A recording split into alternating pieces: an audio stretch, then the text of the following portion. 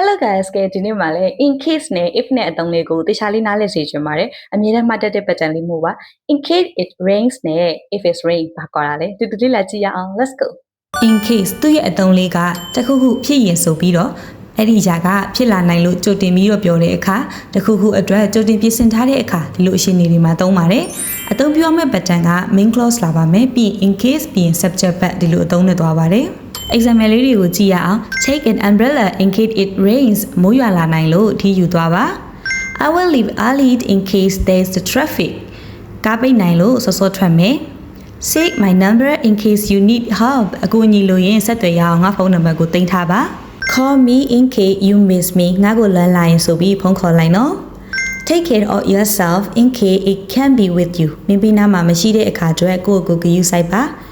I will wait here in case you come back မင်းပြန်လာမယ်ဆိုပြီးငါဒီမှာစောင့်နေမယ်ဒီလိုလေးတွေသုံးလို့ရပါတယ်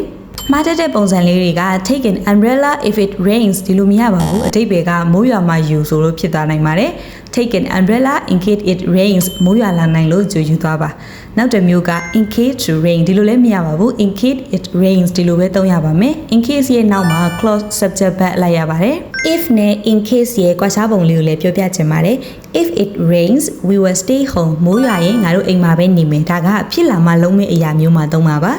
in case ကတော့ဖြစ်လာနိုင်လို့ကြိုတင်လုပ်ထားတာ